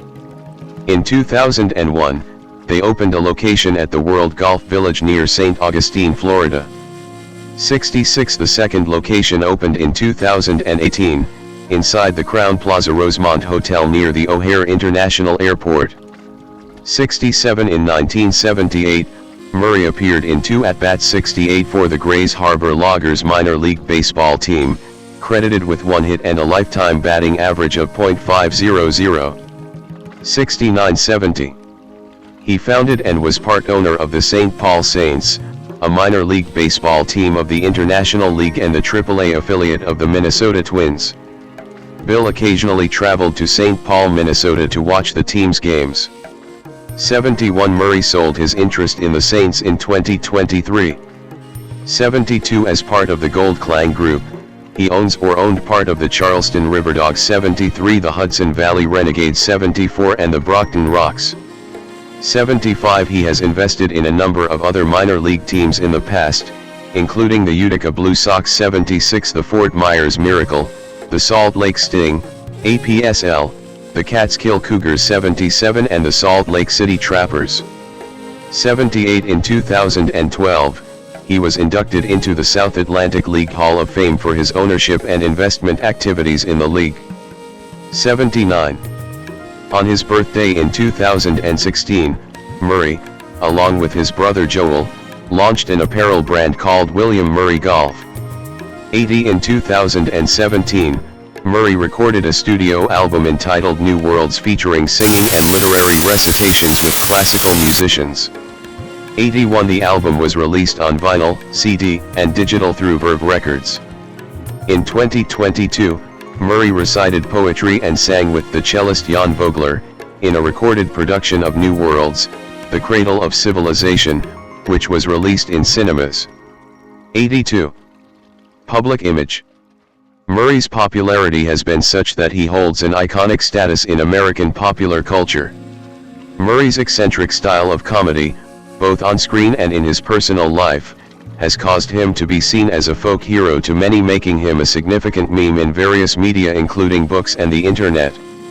83-84 In 2016 he was awarded the Mark Twain Prize for American Humor by the Kennedy Center. 4 Roger Ebert writes that the Murray persona has become familiar without becoming tiring. The world is too much with him, he is a little smarter than everyone else, he has a detached melancholy, he is deeply suspicious of joy, he sees sincerity as a weapon that can be used against him, and yet he conceals emotional needs. He is Hamlet in a sitcom world. 85.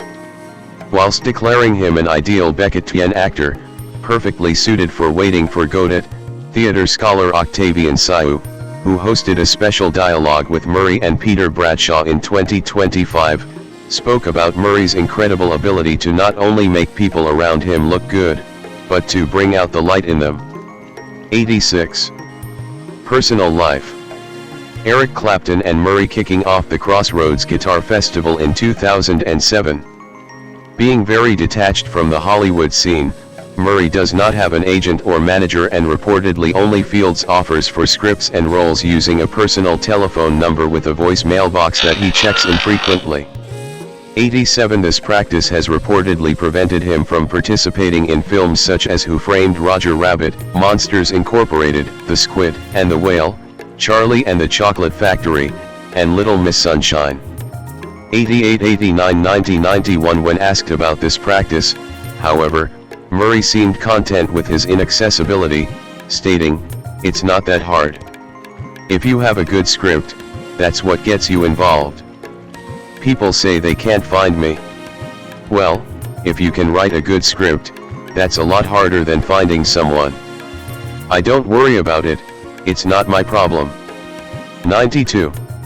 Murray has homes in Los Angeles, Rancho Santa Fe, California 93 Martha's Vineyard, Massachusetts 94 Charleston, South Carolina, and Palisades, New York. 95 Between 2008 and 2013, Murray maintained a residence in the Lower Manhattan neighborhood of Greenwich Village. 96. In 2007, Murray was pulled over by Swedish police on suspicion of driving a golf cart under the influence of alcohol. 88. Murray has experienced symptoms of depression. 97 He has claimed that art and music have helped ease past depressive episodes. 98-99. He is a student of the teachings of G.I. Gurdjieff. 100. Murray is the godfather to Wes Anderson's daughter, Freya. 101. Marriages and children. During the filming of Stripes, Murray married Margaret Kelly on January 25, 1981. 19 later, they remarried in Chicago for their families. 19 Margaret gave birth to 2 sons, including Luke. Following Murray's affair with Jennifer Butler, the couple divorced in 1996. 102. In 1997, he married Butler. Together, they have 4 sons. 102-103 Butler filed for divorce on May 12, 2008, accusing Murray of domestic violence, infidelity, and addictions to sex, marijuana, and alcohol. 104 Their divorce was finalized on June 13, 2008. 105. Butler died on January 19, 2021. 106. Chicago sports and other activities. Murray cheering for the Illinois Fighting Illini men's basketball team at the 2005 Final Four in St. Louis. Murray is a fan of several Chicago professional sports teams, especially the Chicago Cubs, Chicago Bears, and the Chicago Bulls. 107 He was once a guest color commentator for a Cubs game during the 1980s. 108 He was in attendance, along with fellow Cubs fans John Cusack, Eddie Vedder, and Bonnie Hunt, during the Cubs' historic Game 7 victory during the 2016 World Series. Murray is an avid Quinnipiac University basketball fan, where his son served as head of basketball operations, and he is a regular fixture at home games. He cheered courtside for the Illinois Fighting Illini's game against the 2004-2005 Arizona Wildcats in the regional final game in Chicago. He is a fixture at home games of those teams when in his native Chicago. After traveling to Florida during the Cubs' playoff run to help inspire the team, Murray joked with Cubs slugger Aramis Ramirez he was very ill and needed 2 home runs to give him the hope to live. 109 He was invited to the champagne party in the Cubs clubhouse when the team clinched the NL Central in late September 2007, along with fellow actors John Cusack, Bernie Mac, James Belushi, and former Cubs player Ron Santo. Murray appears in Santo's documentary, This Old Cub. In 2006, Murray became the 6th recipient of Baseball Reliquary's annual Hilda Award, established in 2001 to recognize distinguished service to the game by a fan.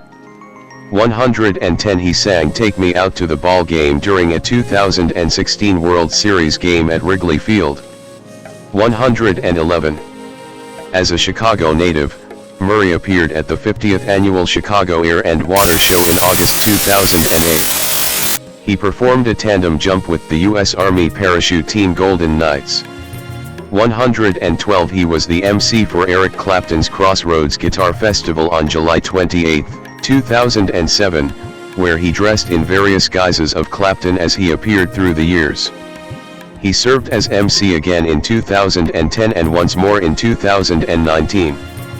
Murray's son, Luke, is an assistant coach for the Yukon Huskies men's basketball team.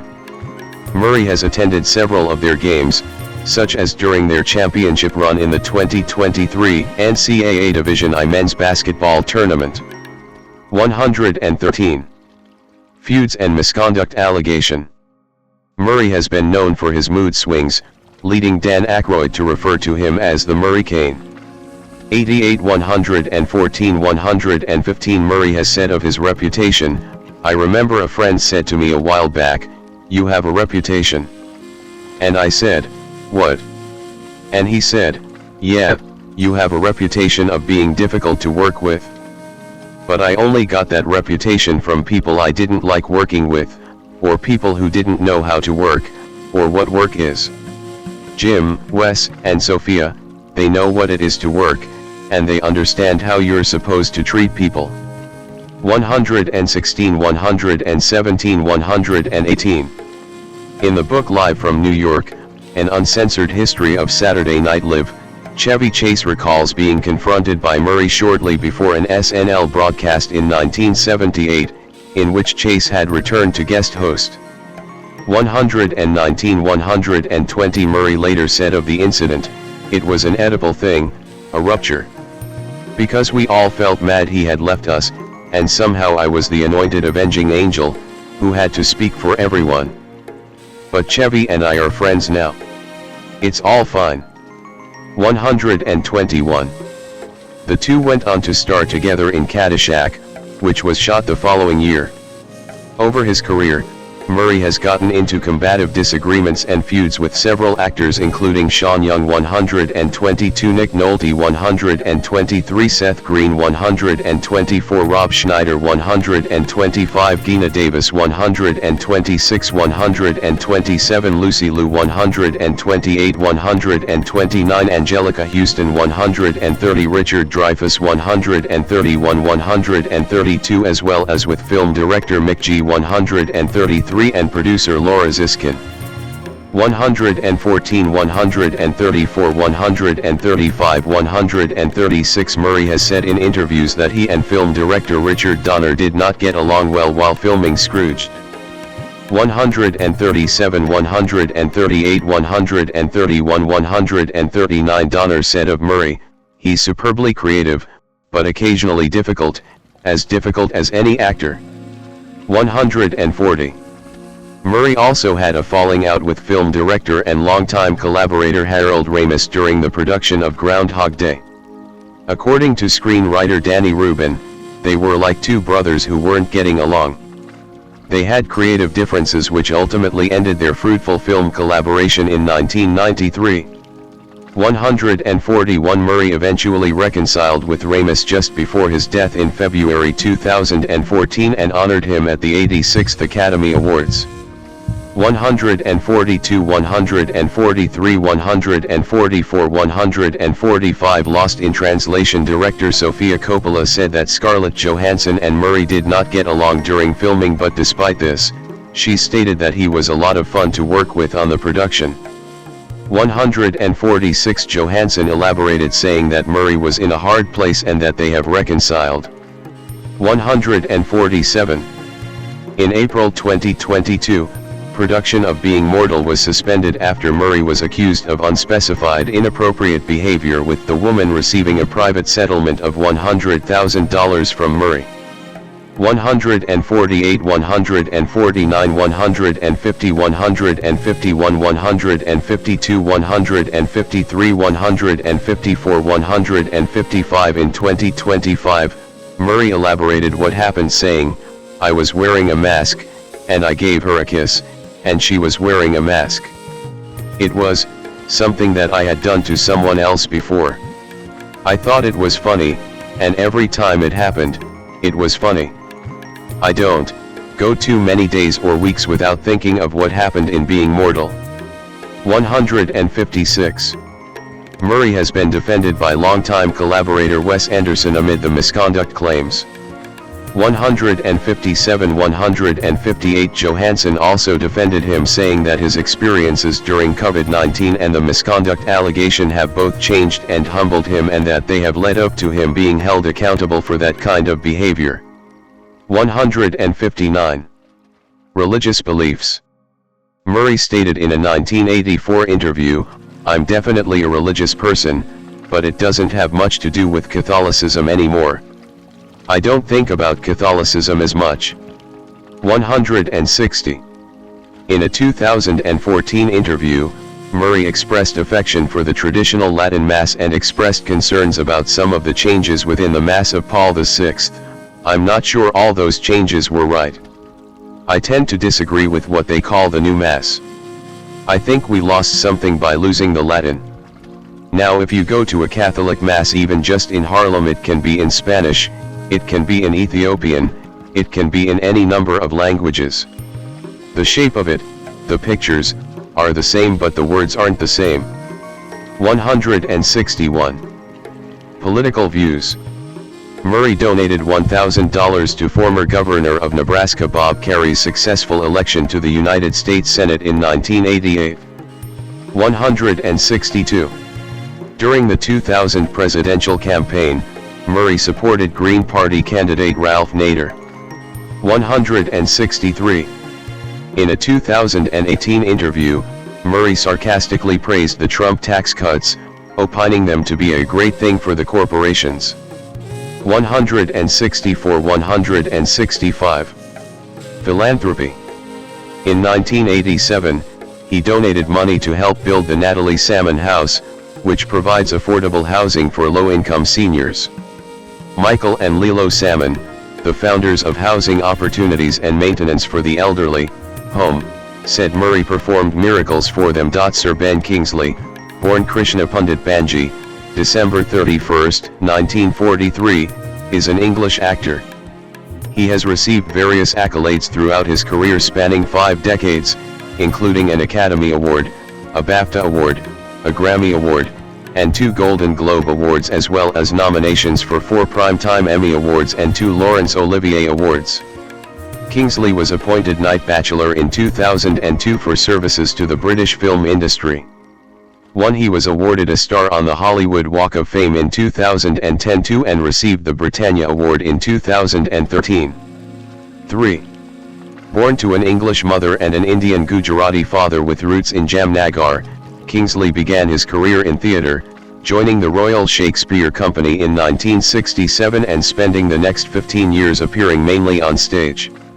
His starring roles included productions of As You Like It, his West End debut for the company at the Aldwych Theatre in 1967, Much Ado About Nothing, Richard III, The Tempest, A Midsummer Night's Dream, Hamlet, and The Merry Wives of Windsor.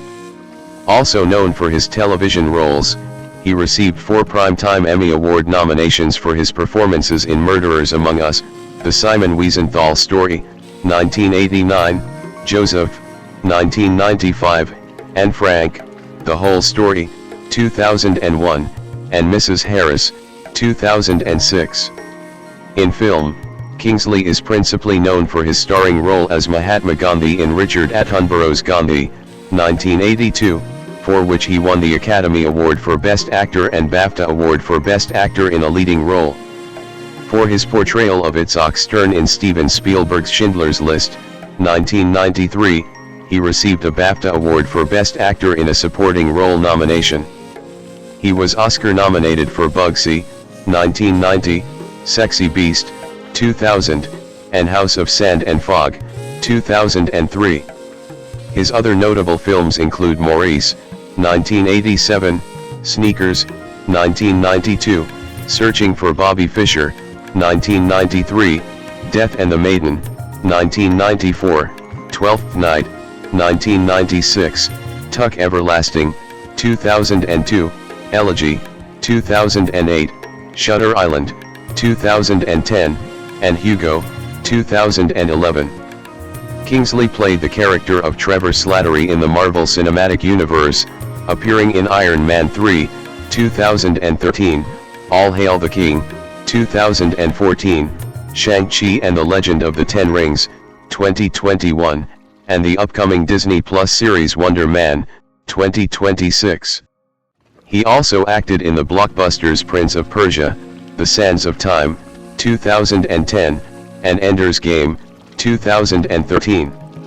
Kingsley lent his voice to the films The Box Trolls, 2014, and The Jungle Book, 2016. Early life, education, and ancestry. Kingsley was born Krishna Pandit Banji on December 31, 1943, in Snainton, North Riding of Yorkshire.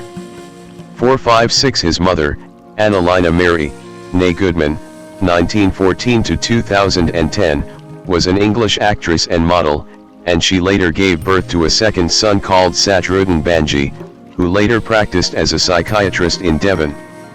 7. She was born out of wedlock and was loath to speak of her background.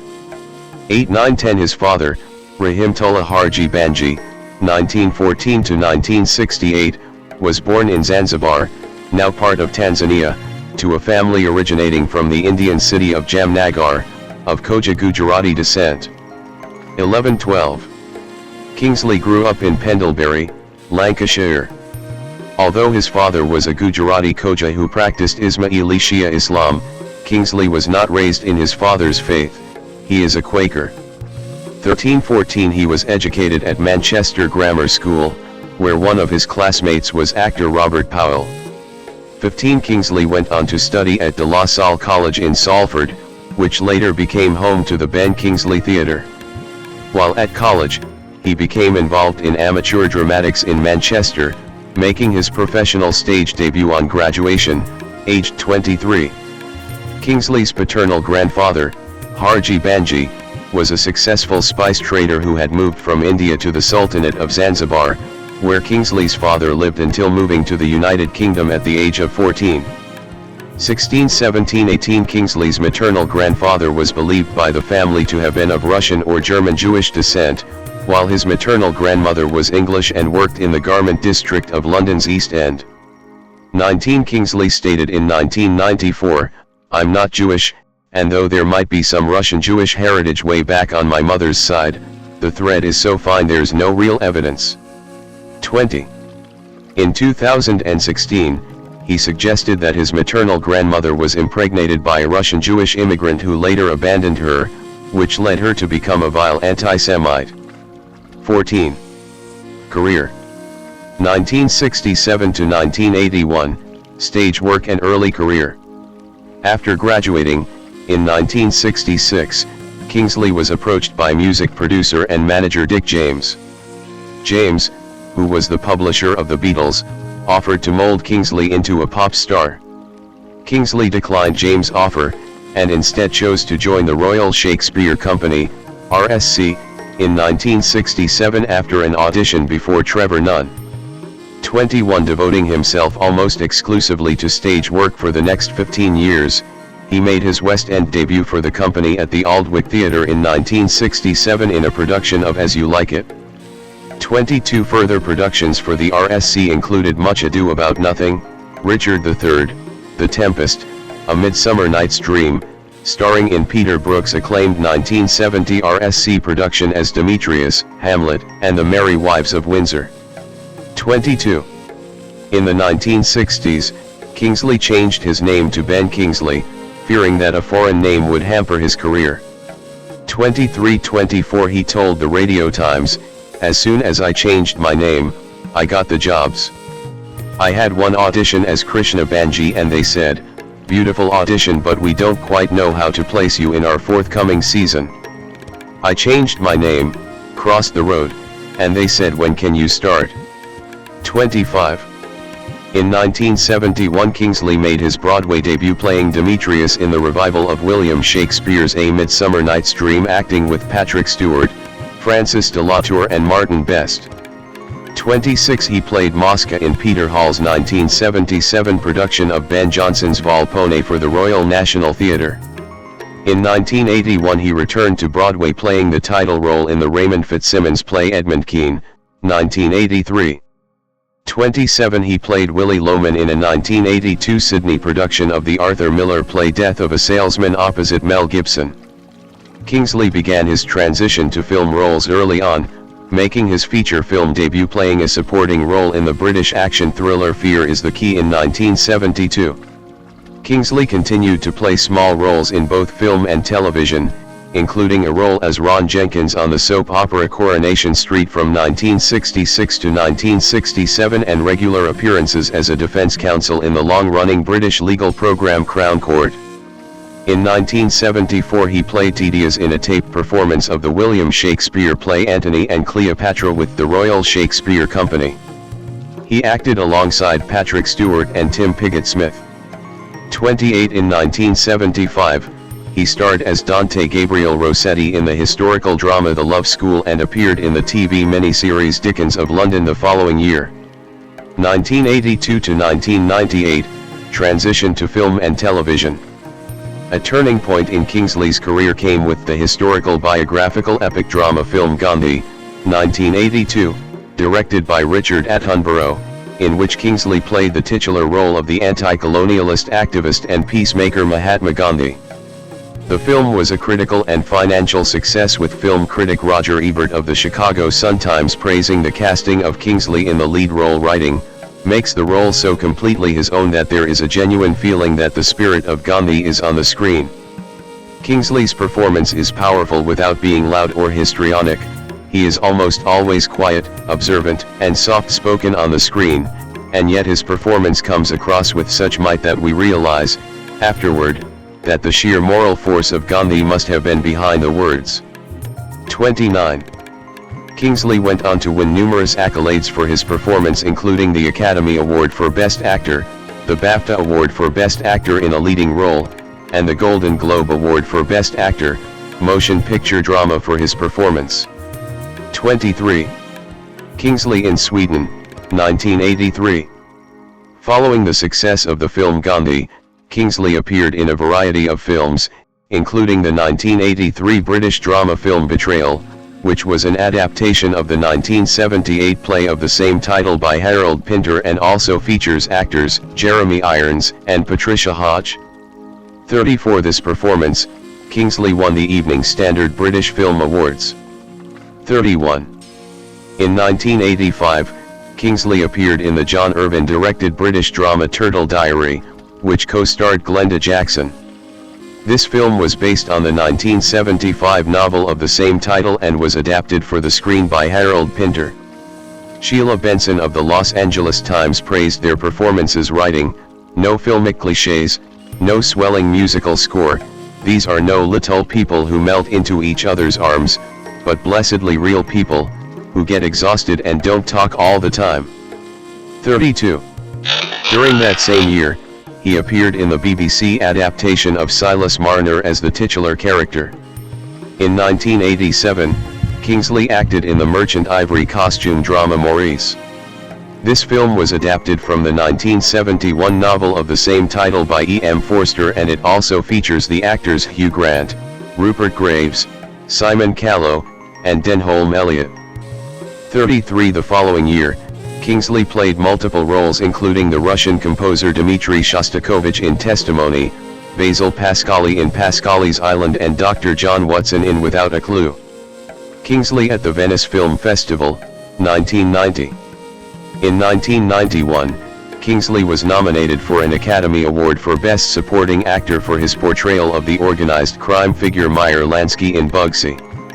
Shortly thereafter, he played the supporting character of Cosmo in the thriller film Sneakers, 1992, Vice President Gary Nance in Dave, 1993, and the chess teacher Bruce Pandolfini in Searching for Bobby Fischer, 1993. In 1993, Kingsley portrayed the Holocaust survivor Itzhak Stern alongside Liam Neeson as Oskar Schindler in Steven Spielberg's historical drama film, Schindler's List. The film was a critical and commercial success, and Kingsley received a nomination for BAFTA Award for Best Actor in a Supporting Role. Todd McCarthy of Variety wrote of his performance, "Kingsley must act within much more rigid constraints as his trusted accountant Stern, a man who feels he must never make a misstep. Role is reminiscent of Alec Guinness' deluded Col. Nicholson in The Bridge on the River Kwai. In his compulsion to do a perfect job for Schindler, he often seems to forget that he's working for the enemy." 34. In 1994, Kingsley starred alongside Sigourney Weaver in Roman Polanski's Death and the Maiden, having previously acted with her in Dave. 2 years later, Kingsley portrayed Fest in Twelfth Night, a film adaptation of the William Shakespeare play, which also features the actors Helena Bonham Carter, Nigel Hawthorne, and Richard E. Grant. In a mixed review, Todd McCarthy of Variety noted his performance as a highlight, writing, "Ben Kingsley brings some nice readings to his rather mysterious role of Fest, the commentator on the convoluted proceedings." 35. In 1997, Kingsley provided a voice in the video game Ceremony of Innocence. The following year, he was the head of the jury at the 48th Berlin International Film Festival and starred in the family film Spooky House, saying he had chosen a role in a lighter film after acting in roles that left him feeling traumatized. 36-37. 1999, present, further success. Kingsley took on the role of Don Logan, a violent psychopath and recruiter for London's underworld, in Jonathan Glazer's Sexy Beast, 2000, a psychological black comedy crime film acting with Ray Winstone and Ian McShane. 38. Critic Peter Bradshaw of The Guardian praised his performance, writing, "The role of Don Logan is perfectly suited to Ben Kingsley's gifts for control and stillness. There is something a little baroque and stylized about his approach. It is arguably a little actorly and unlike the behavior of any real villain. But it is a very funny, intelligent performance nonetheless, beautifully scripted and acted, and Kingsley tops it off with a bravura show of pure sociopathic cunning." 39. Kingsley's role as Logan earned him another Academy Award nomination for Best Supporting Actor. A year later, he won a Crystal Globe Award for having an outstanding artistic contribution to world cinema at the Karlovy Vary International Film Festival. 40. In 2003 he portrayed Colonel Masoud Amir Birani in the Vadim Perlman-directed House of Sand and Fog, acting opposite Jennifer Connelly and Shara Akdashlu. Critic Owen Gleiberman of Entertainment Weekly wrote of his performance, "Kingsley, carrying his body like armor, sculpting each line into a bitter dart of pride, plays fierceness with a powerful tug of sorrow." 41. For his role he earned nominations for the Academy Award, Golden Globe Award, and Independent Spirit Award for Best Actor. 42-43. The following year he played a supporting role as Benjamin Orion in the psychological thriller Suspect Zero, 2004. Although the film received negative reviews from critics, reservations were made for Kingsley's performance. In July 2006, Kingsley received an Primetime Emmy Award for Outstanding Lead Actor in a Limited Series or Movie nomination for his performance in the HBO television film Mrs. Harris, 2005, in which he played famed cardiologist Herman Tarnower, who was murdered by his jilted lover, Jean Harris, played by Annette Bening. 44 later that year, he made a cameo appearance in an episode of The Sopranos titled Luxury Lounge. Kingsley plays himself in the episode as Chris and Little Carmine pitch him the role of a mob boss in the film Cleaver, which he turns down. In 2007, Kingsley appeared as a Polish-American mobster in the mafia comedy You Kill Me, and a hitman in War Incorporated. The following year he acted in the romantic drama Elegy, 2008, directed by Isabel Coixet. He starred alongside Penelope Cruz, Peter Sarsgaard, Patricia Clarkson, and Dennis Hopper. 45 critic Roger Ebert wrote of the film and his performance, Ben Kingsley, who can play just about any role, seems to be especially effective playing slimy intellectuals. Elegy is a film that could have been made for him, although by the time it's over, Penelope Cruz has slipped away with it, and transformed Kingsley's character in the process. It's nicely done. 46. Kingsley received a nomination for the London Film Critics Circle Award for Best British Actor of the Year. 47. The years 2010 and 2011 contained several big roles for Kingsley. In 2010, he worked voicing a character named Sabina in the Lionhead Studios game Fable 3 and starred alongside Leonardo DiCaprio in Shutter Island, 2010, directed by Martin Scorsese. That same year, Kingsley made his Bollywood debut in the thriller Teen Patty, 2010. The following year he appeared in Scorsese's next film, the children's adventure film Hugo, 2011, playing the French illusionist Georges Méliès. Kingsley's portrayal of Méliès also earned him a Saturn Award for Best Actor. Kingsley also signed on to the sci-fi romance feature Broken Dream. The feature, by Neil Jordan and John Boorman, was later scrapped. 48. Kingsley at the Santa Barbara International Film Festival, 2012. In 2013, Kingsley appeared as the villain Trevor Slattery in the Marvel Cinematic Universe film Iron Man 3 with Robert Downey Jr., and as the hero Mazer Rackham in the science fiction action-adventure film Ender's Game with Harrison Ford and Asa Butterfield. A year later he played the Hebrew slave nun in Ridley Scott's Exodus, Gods and Kings and Merenker, a simulacrum of an Egyptian pharaoh and father of Amenra, in Sean Levy's Night at the Museum, Secret of the Tomb 49 with Ben Stiller, Robin Williams, Owen Wilson, Rami Malek and Dan Stevens. That same year, Kingsley would also reprise his role as Slattery in the direct-to-video short film All Hail the King.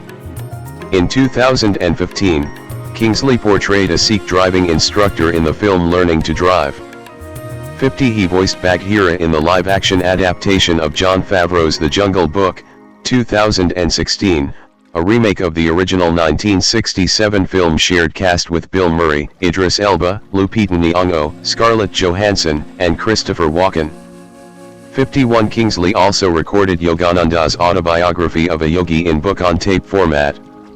In 2018, he narrated Amazon Prime's documentary All or Nothing, Manchester City, which followed Manchester City's record-breaking 2017-18 Premier League campaign.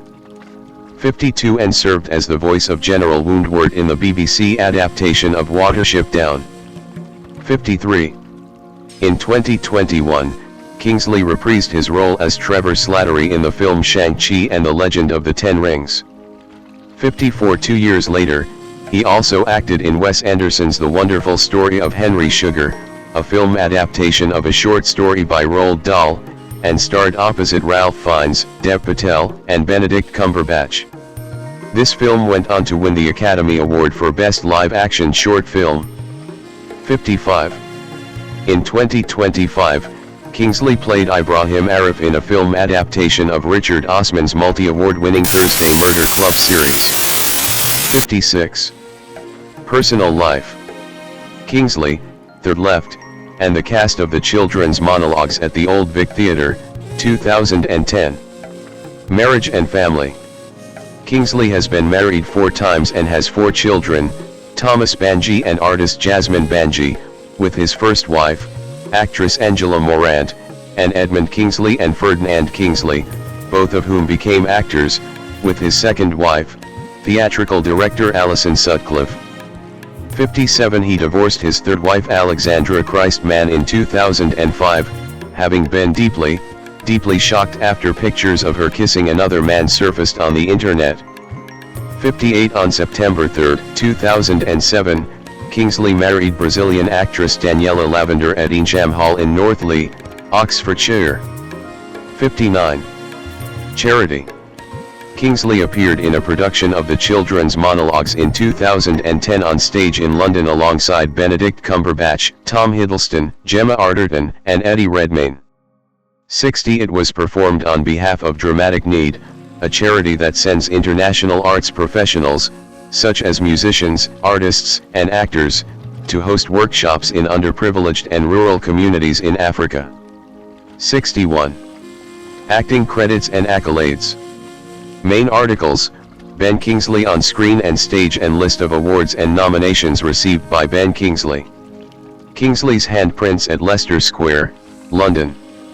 Kingsley won an Academy Award in the Best Actor category for Gandhi, and has been nominated 3 more times, Best Supporting Actor for Bugsy and Sexy Beast, and Best Actor for House of Sand and Fog, 2003. In 1984, Kingsley won a Grammy Award for Best Spoken Word or Non-Musical Recording for The Words of Gandhi, received an honorary degree from the University of Salford 62 and